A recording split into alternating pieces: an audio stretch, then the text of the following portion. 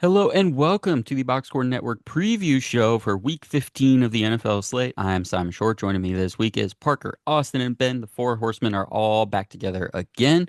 We hope everybody is enjoying the home stretch of the NFL season. We officially have some real playoff scenario type games happening this week. It is going to be a good one. And we are going to start with our game of the week, which everyone is not so independently calling a Super Bowl preview potentially. We have the Bills at the Lions. Detroit is favored at home by 2.5. Some injury updates in this one. Buffalo's corner Rasul Douglas is out after injuring his knee in last week's game against the Rams. Both safeties, Damar Hamlin and Taylor Rapp, are also questionable, but they should have Dalton Kincaid and Keon Coleman back on the offensive side of the ball. For Detroit, no new name in terms of a defensive player has fallen in the last 7 days, but Detroit has lost a myriad of players on that side of the ball over the course of the year. So both teams down a little bit on the defensive side. Ben, I want to kick it to you first. This is our game of the week. It's a big one. What are you thinking for this game right now? And it also happens to be my most funnest game of the week. I do expect a lot of points here. You got the indoor nice track for everybody to work off of. So everybody should be handing off the ball and running screens and throwing deep by 60 yards. I mean, should be a fun game. I love it. But listen, there hasn't been a week yet this year where I would have picked the Bills over the Lions, especially in Detroit. And I'm not going to start now. Okay. So that really has not a whole lot to do with last week's Bills' defensive showing or their offensive showing for that matter. It's just I like Detroit better. And even though teams have come close and competed with them, nobody's really unlocking the secret to Detroit, if you will. And I'm not totally sure that there is one other than them just beating themselves. So give me Detroit here in a really fun, tight game. You mentioned beating themselves. I found this stat on NFL Pro today. Jared Goff is averaging the sixth most yards per attempt against zone coverage so far this season. But despite that, he also has 10 interceptions against zone. That's the second most for the second year in a row. And the Bills are averaging or playing zone at the fifth highest rate this season, 77.7%, and have 10 interceptions themselves so far this season in zone, which is tied for the fifth most. So, in terms of beating themselves, we remember the Lions Texans primetime game earlier this season. I do wonder if we could maybe get a bad Jared Goff interception game to go along with whatever the Bills try to do on offense. Austin, how are you feeling about this game right now? Yeah, I said it earlier this week on the Tricky Takes podcast that I think this has probably about a 20% chance of being a Super Bowl preview. I think if the season plays out 10 more times or 10 times, this will be two of the Super Bowls, if not more, honestly. I mean, this is a great Yeah. matchup. Two star-studded rosters, top to bottom, in my opinion. I do feel more comfortable taking the Lions, though, and I mean, I called the Bills upset last week, not to toot my own horn too much, but I feel like I have a really good read on this Bills team, and this just seems like one of those matchups that they don't kind of stand up to. One thing I'll note, stats wise, that I really love about the Lions is the Lions are very good at passing on third downs. They're very successful at getting third downs through the air and converting on those. And the Bills are really bad and susceptible against third down passes. So that's like the key stat that I think is kind of pushing me over the edge towards the Lions. So I'm going to take the Lions to win this one, especially since it's at home for them. Parker, what are you thinking? So obviously a lot of scoring is what I'm mainly focused on. I mean, I've ridden the Lions the last 6 or 7 weeks strictly based off the fact that they've been putting up like 35, 40, 47, 32, like back to back to back weeks. Well, now they're playing a Bills team that does the exact same thing. I think it's the last 7 weeks they've scored 30 plus points. Um, but like their defense let up 44 points last week. They put up 42 and couldn't win. So the Lions is one of those offenses that can exploit your defense and do that. So I'm gonna lean Lions here in my head, but for the picks, I'm actually gonna take the Bills because I have to do something to try to make up some ground here. So I'm gonna take the Bills considering the last two fellows have taken the Lions and depending on what you do, Simon, I can maybe get a game ahead here this week. All right. Well, that'll play into our picks analysis, which we'll get into in a minute. We'll update everybody on how we're doing on our picks, but I'm going to go with the Bills. I mentioned the stat for Josh or Jared Goff against zone defense, and it really just hasn't mattered for the Bills in terms of how they've played defensively, whoever's been in or out. It's been about the same. So to Austin's point, like the things that they're bad at, they've been bad at regardless of who's out there. The things they're good at regardless of who's out there. So I think that that'll hold true. And on the other end, Josh Allen is playing so freaking well. And over the course of the season, he's especially killer against the blitz when he's not actually pressured, which he's obviously very good at. Josh Allen is one of the best quarterbacks at avoiding pressure, blitzed or not. And the Lions, they blitz at the fourth highest rate, but they only get the seventh lowest pressure rate when doing so.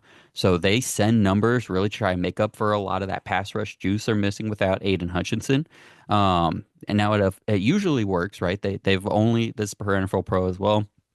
They've allowed just 4 touchdowns and forced 7 interceptions when blitzing this season.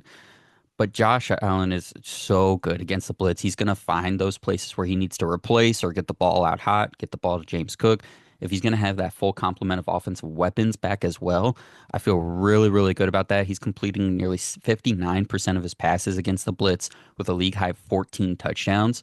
So give me Josh Allen to continue this hot streak he's on against the Lions and maybe a bad Jared Goff game against the Bills zone defense. So I'm going to go Bills. And that brings us to our standings. Ben Parker is still in the lead, 131 and 59, an obscene record by him. Austin and I are now tied for second. I got a little confident and talked some trash last week, and he made me pay for it. So we are back neck and neck, 126 and 64. Parker, as he mentioned, has some making up to do at 115 and 75. So let's get into a quick update on the Four Horsemen. We went 4-0 again last week. We're up to almost 77% when we are all in agreement. Austin and Ben are both doing well on their solo picks. Austin is the only one of us above 50%, though, at 12 and 11 on the year.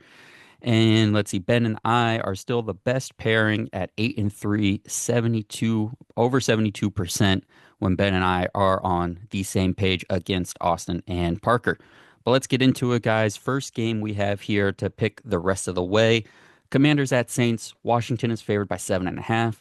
Wide receiver Noah Brown is out and headed to IR for the Commanders, and the Saints will be without Derek Carr with that hand injury. Ben, let's go to you first. What's your pick? Don't look now, but the Rams and Seahawks are now breathing down the Commanders' neck. They do not have wiggle room anymore. They had it 2 or 3 weeks ago. It's basically all gone now, but I do like this week indoors versus the Saints. Commanders are just the better team, so I'll take Jaden Daniels and the Commanders to have a fairly good day over the Saints. Austin. I mean, Jake Haener, I think this is his first start, right? This is a tough one to go up against, unfortunately, for the young man. I have to lean Commanders here. Parker. You're muted. So sorry. My I mean obviously Commanders. Jake Haener is just who is this guy? He might show us on Sunday, but I'm gonna say he doesn't and just take Washington. The disrespect to the Fresno State legend. I am also going Commanders. Moving on here. Ravens at Giants. Baltimore's favored by 16.5. Tommy DeVito is looking like he's going to be the starting quarterback for the Giants in this one. Austin, what do you got? I got to go Ravens here. Again, this is just another situation, backup quarterback versus very solid team, and it doesn't lend itself well to the underdogs, unfortunately. Going Ravens. Parker. Yeah, Ravens all day. It's pretty simple. Now 16.5, that's a lot of points.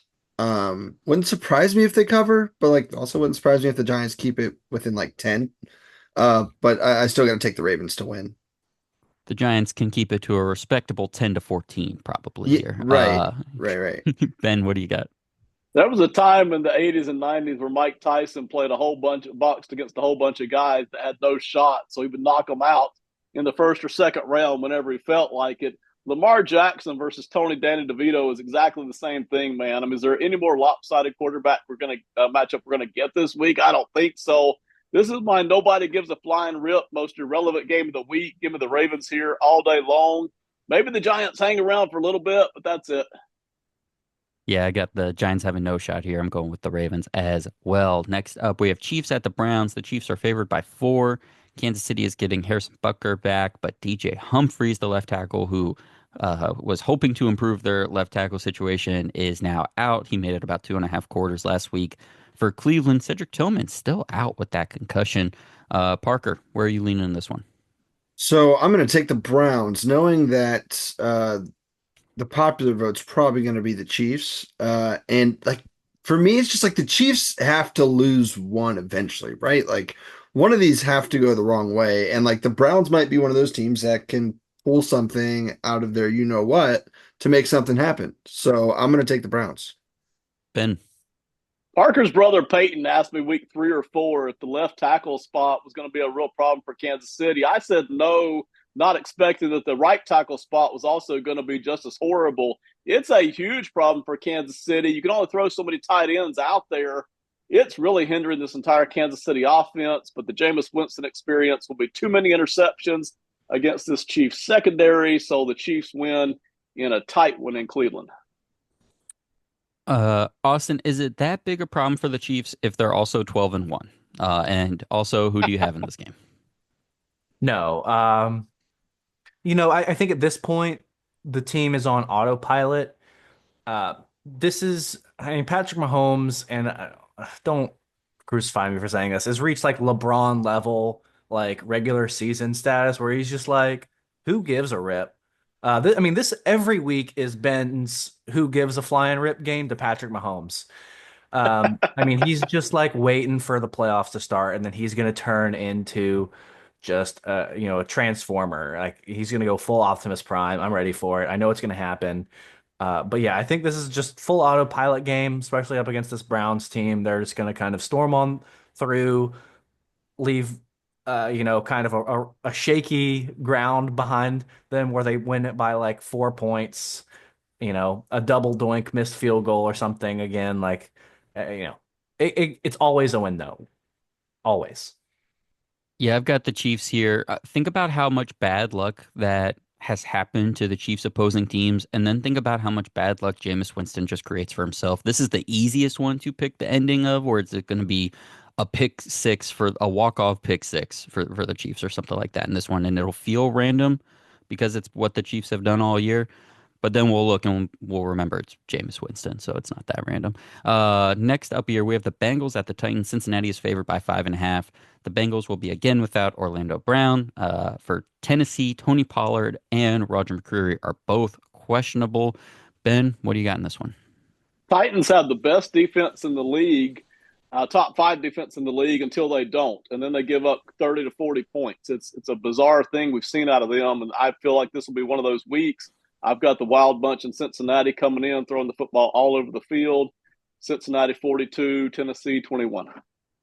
Austin. Whoa, Austin. Yeah, I'm going Cincy here.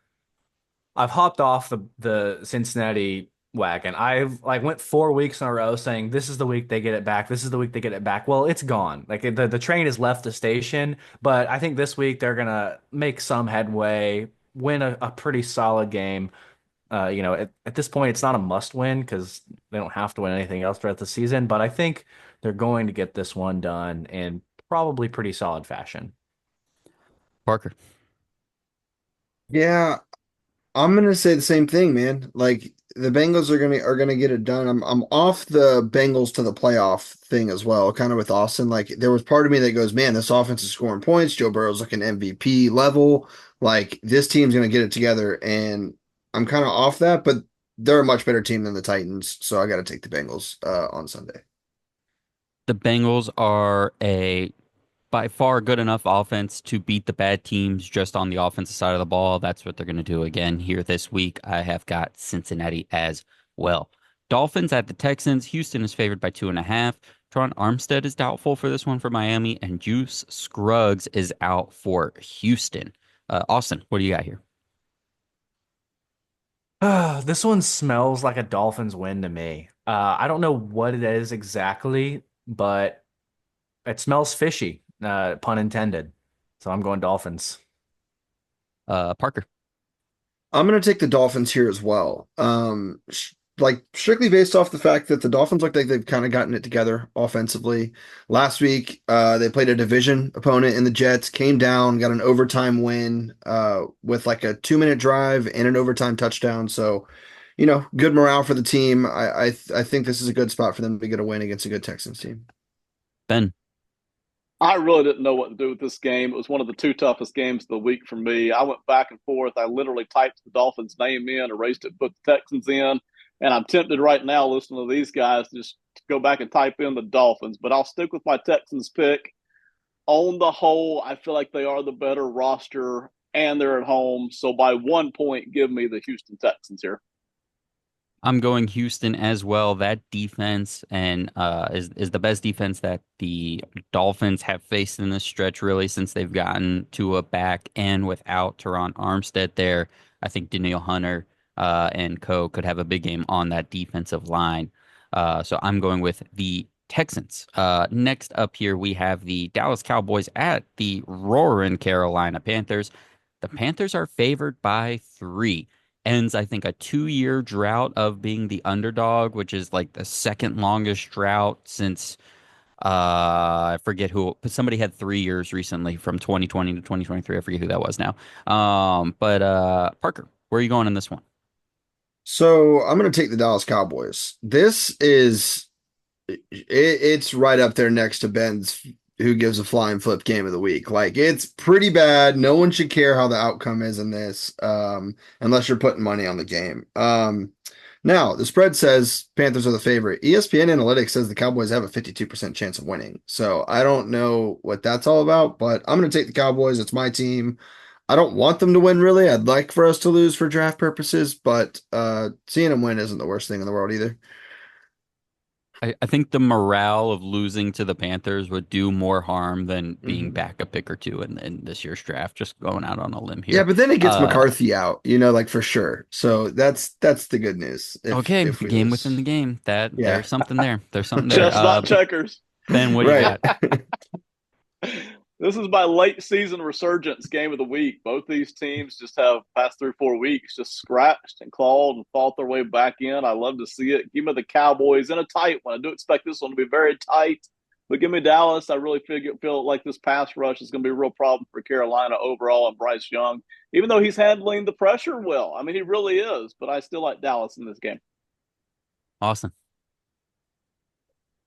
Bryce Young's looks so good. I mean, it's been a while since I've seen him falter, and I just don't trust it to maintain. He's gonna waver again. He didn't suddenly become, a top 20 quarterback in the NFL overnight. He's obviously progressed a lot, but I think like Ben mentioned, this pass rush might be the one that finally kind of gets him shaky because that was the problem earlier in his career. The pass rush just seemed to scare him, and now he's just kind of standing there like Iron Man. Like, come on, like who cares? I think it might get to him this week. I'm going to take the Cowboys to win this one. I'm gonna ride solo here for the Panthers. If they withheld if they stood up against that Eagles team last week, I don't think they're gonna falter against the Cowboys here this week. The gravy train is gonna end at some point, at least for the feel good story of what's going on here. I don't think this Cowboys team is the team to make it happen. So put me out on the ledge by myself, going for the Panthers. Not really a place you want to be. Last week I said it's probably not a good idea to bet against Kyle Shanahan versus the interim guy who was just a pass game coordinator, and I was right, but I made the wrong pick here. I'm probably doing that again, but you know what? We're gonna roll with it here. Final game in this early slate, we have the Jets at the Jaguars. New York is favored by 3. Corner DJ Reed is out for the Jets, but they are optimistic that Brees Hall will play. And then for the Jags, Evan Ingram is out, and he is headed to IR. Ben, what do you got in this one? So this is the Web Gan C game of the week. It's the we both get a new coach next year game of the week. All right, both the Jets and the Jaguars playing out the string. Give me the Jaguars in a tight one at home. I don't know what to do with this game, man. I'm not sure anybody cares. Austin.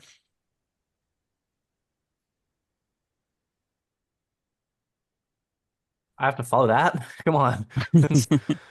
Um, yeah, yeah, I'm going Jets here.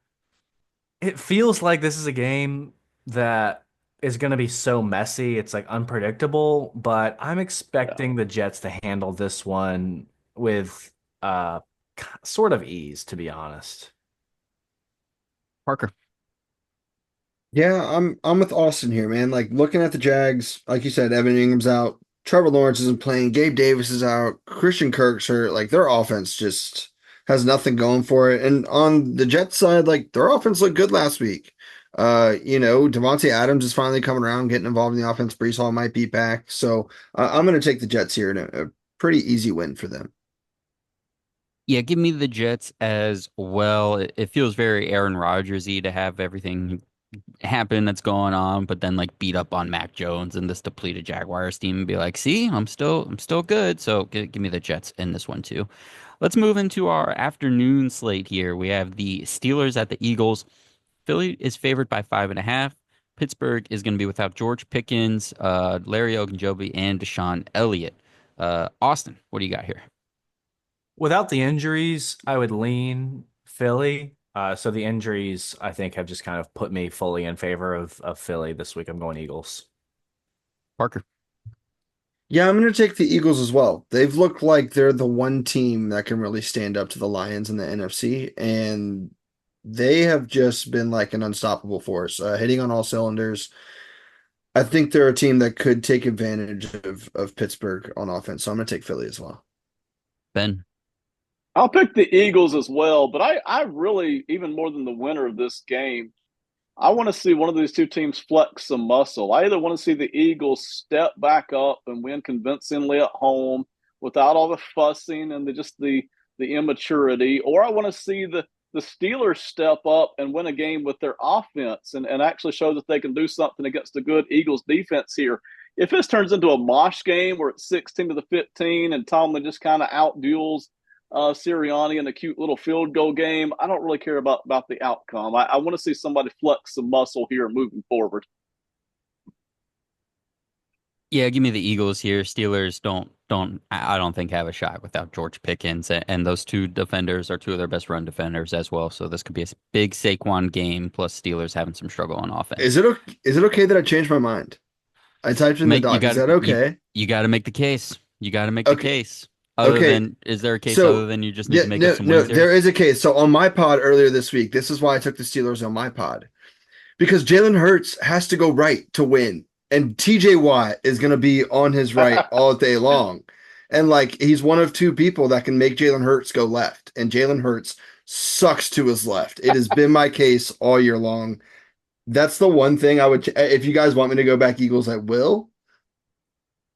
I think No, we'll give it to you. because I think we'll Parker was give the it to you. first one that told me earlier this year that Hurts is that bad going to his left. So I quite kind the of want to claim ride there. it. And that I did take them in my pod earlier this week. I don't think this is one I want to flop. I feel like this is one I want to keep. I will say to detract from our Lord and Savior TJ Watt a little bit, Jack Conklin did a really good job against him in their first matchup on his own, solo. TJ Watt got the better of him second time around, just having that experience against him. Lane Johnson versus TJ Watt is first off just going to be fantastic. It's going to be so much fun. I think Lane Johnson will be able to keep Jalen Hurts safe enough to do what he needs to do again, especially going against the Steelers offense. But that's a great point, Parker. That'll be fun to watch. Colts at Broncos. Big playoff implications on this one here. Denver is favored by 4.5. Braden Smith for the Colts officially goes on their NFI list. He's probably done for the season. Something personal happening that they're not really discussing. But he's missed the last few weeks, but he's officially done, it looks like now. And Josh Downs is questionable again for the Colts as well. Riley Moss is out for Denver at corner. Austin, what do you got here? A lot of reasons to like the Broncos in here in this matchup, so I'm just going to take them and kind of not think twice about it. Although the playoff implications have me scared. I feel like the Colts are the type of team to kind of rally and make a push, but just too many reasons to ride on the Broncos here. Parker. Yeah, I'm going to take the Colts. I think the run game could possibly get going here, even though the Broncos have had a good defense this season. I'm kind of with Austin on the fact that the Colts are one of those teams that kind of rally at the end of every season. Like they're 7-7, and they like finally figure something out Mhm. and move to 9-8 or something like that. So I think this is one where they can get a win. So I'm going to take the Colts. Ben. If I could only pick one game to watch this weekend, it would be this one. This really is the most appealing game to me, watching these two teams go at it. It's the Young Guns game of the week. You got AR-15 going up against the Nixer. It should be a fun game. Both teams can run the football. Both teams have played fairly well this season, all things considered. Denver defense, I just like it better than this Colts defense. And Nix overall, with Sean's tutelage, has played better than Anthony Richardson. So give me Denver at home. Yeah, I'm gonna go with Denver as well. I think that defense is gonna be just a little bit too much for Indianapolis to get enough consistency with, even limit some of the explosive plays that they're capable of. Patriots at Cardinals. The Cardinals are favored by 6. Parker, where are you going in this one? So I'm gonna go with the Patriots. I think that the Cardinals have just been one of those teams that just can't figure anything out. Like I took them 3 weeks in a row. They lost all three or one of 2 of those 3 weeks, and then I got off of them, and I saw everybody else kind of hop on them, kind of like Austin said. Like he's like, bro, my buddy was like huge on the Cardinals. I was hearing that from multiple people, and I just haven't seen it. So I'm gonna take the Patriots to get just like a nasty win here. Austin. A Patriots win would indeed be nasty. It would have to be a weird game script. I'm pulling for it, but I'm going to take the Cardinals here. Simon, are you following the Trey McBride potential record-breaking year he's having?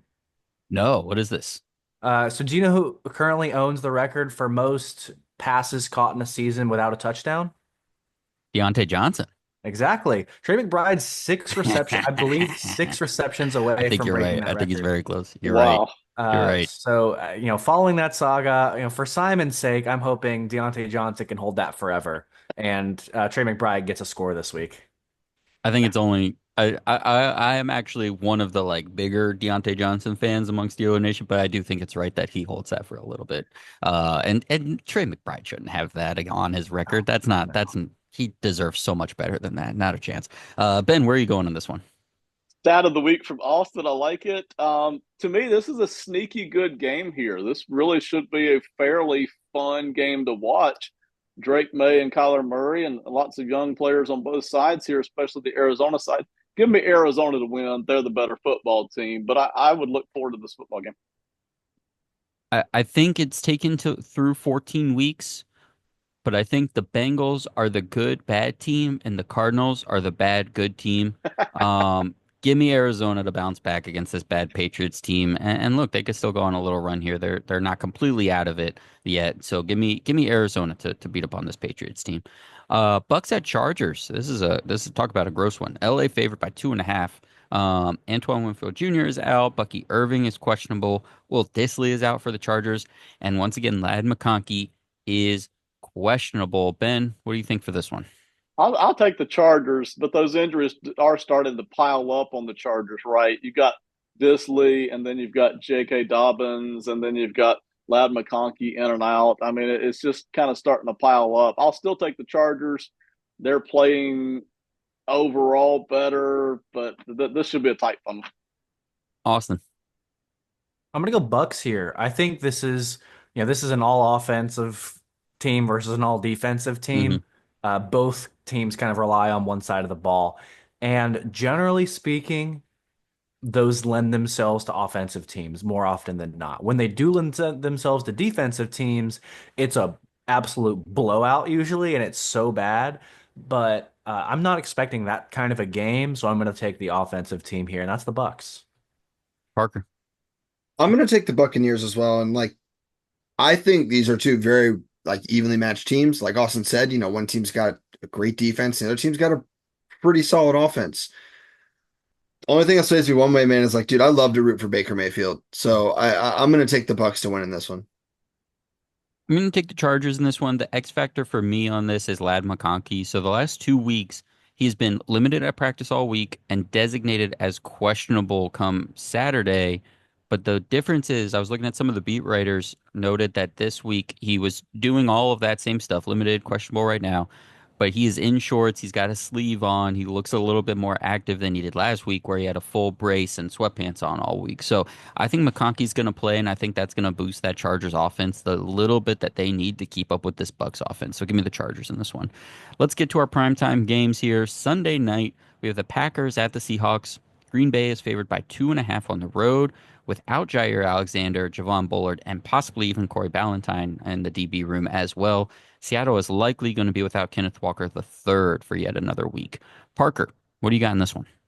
I'm going to take Seattle. They just, when it gets to this time of year, typically the hot team kind of takes over. And whoever's hot is who wins football games. And I think the Seahawks have looked really good the last 3 or 4 weeks. So I'm going to take Seattle.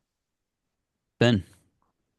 Unfortunately, I'm going to have to move off of my long-standing season take that the Seahawks are a fraud, and I just can't say that they're that anymore. They've beaten too many legit teams as opposed to early in the year, and they're on a hot streak right here. They're on a real heater right here.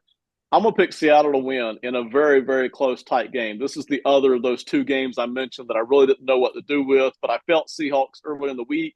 They've really done a whole lot better job against the run game, which is Green Bay's forte. They are a run first offense with Jordan Love making lots of plays off of that. Seattle has really clamped down in the running game over the past 4 or 5 weeks, making it a lot simpler and cleaner for them. Still a tight game, but give me Seattle here at home in a close one. Austin. These are two very similar football teams. Two of the most similar football teams in the NFL right now, I believe. And as Parker mentioned, the Seahawks are hot. Well, the Packers are just as hot, in my opinion, even though they're coming off a loss. They're coming off a 31-34 loss to the best team in football. Uh, and yes, that was a divisional game, so it's kind of a little bit different, but overall, I think the Packers are the better football team. I had them as the better football team coming into the season.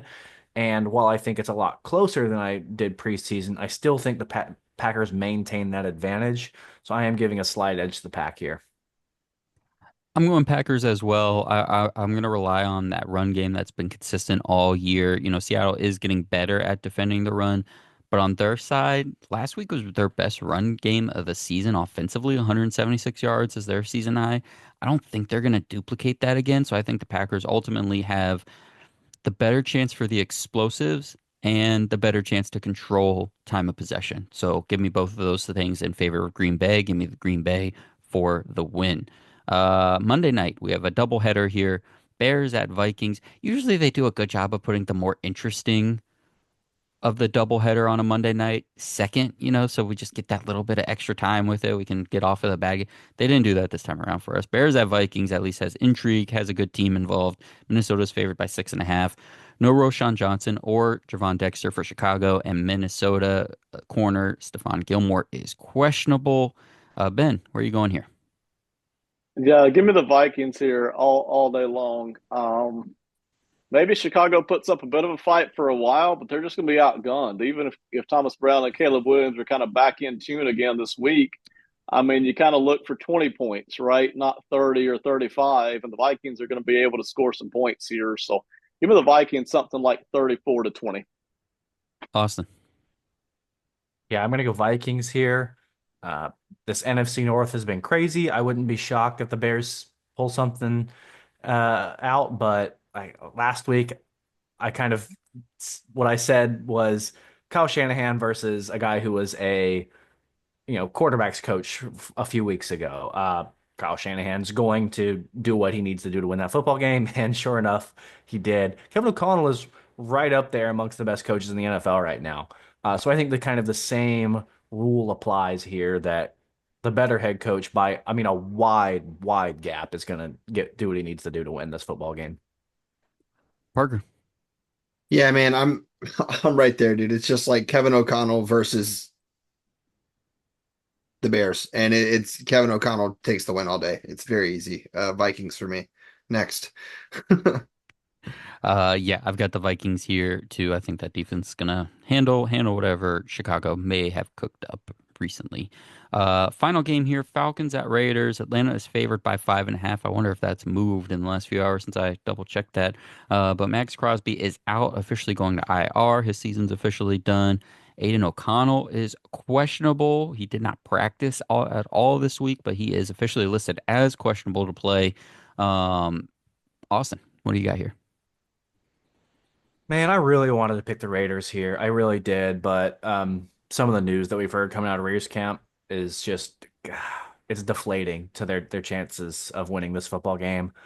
Um, Kirk is honestly fighting for his career right now, and being a Vikings fan, there's a lot to know about Kirk, and he's a fighter, so I expect him to come out kind of guns blazing, and he's ready to either go out in a ball of glory or to hang on.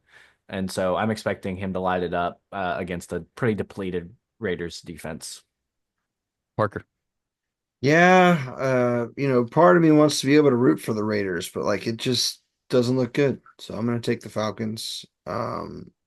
Did you say that Desmond Ritter might be starting here? Is that so we have a revenge game? We do. So it'd be cool, but yeah, I'd be a dummy to not take the Falcons.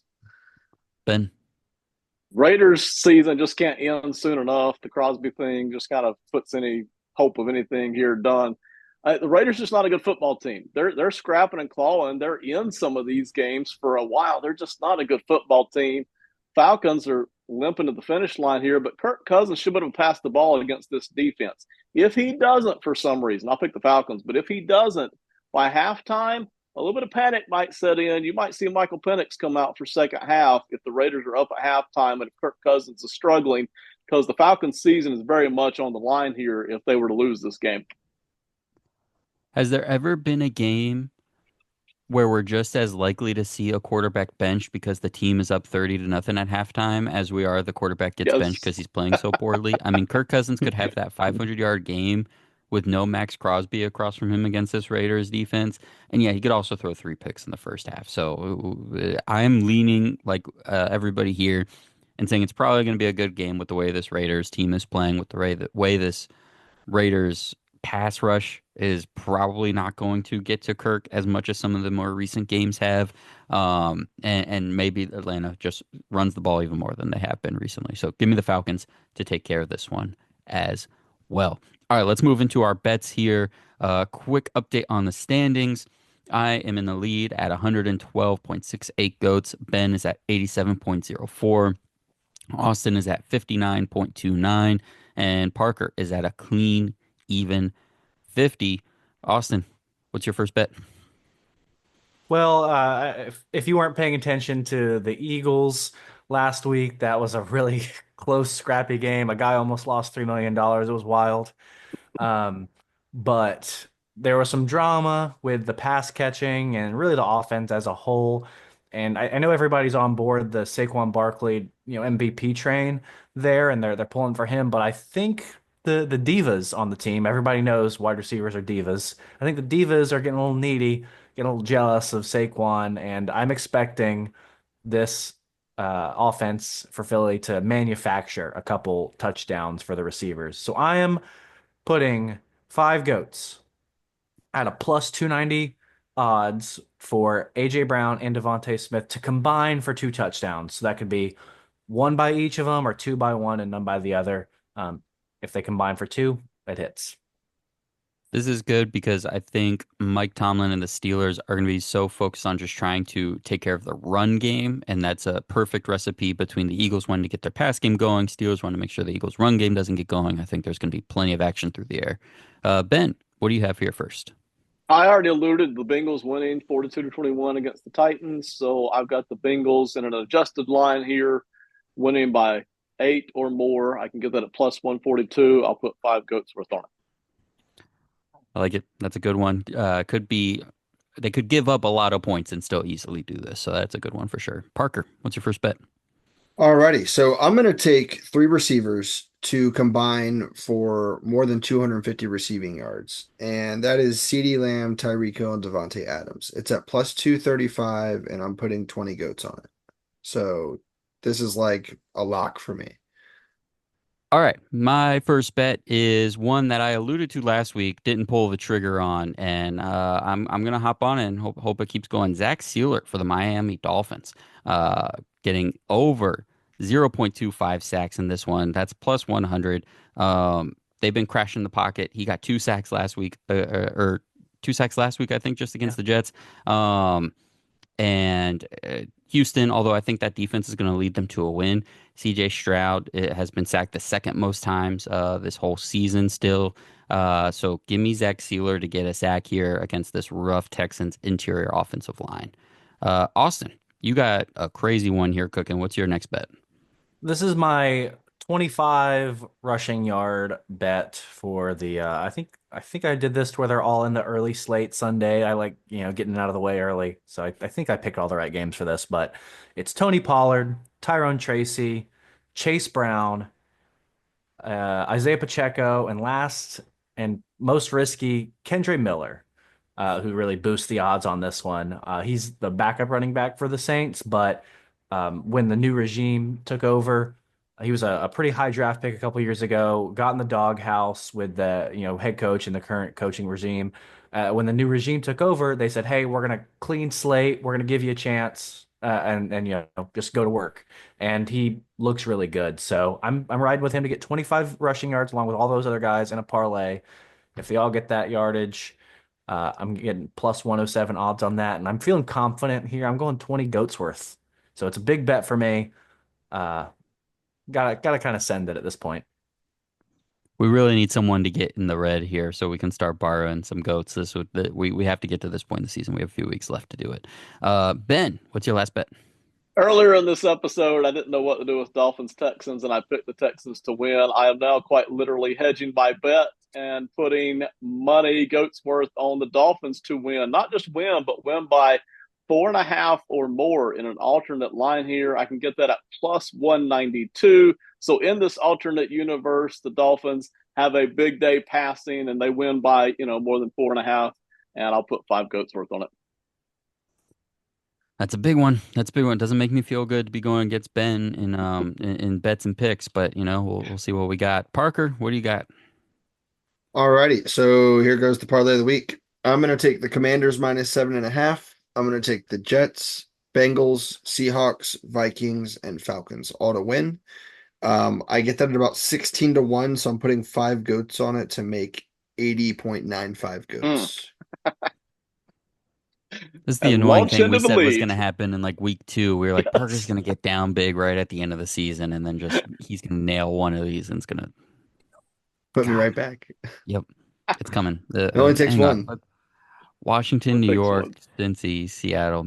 Yeah, that's a good one. That's a good one. All right. And my mini version of what Parker gets up to, I've just got a two-legger here. Texans app and Panthers. So I was the only one on the Panthers, but I'm getting plus 185 for both these. I'm putting 10 goats on this. I probably should have flipped these, but here we go.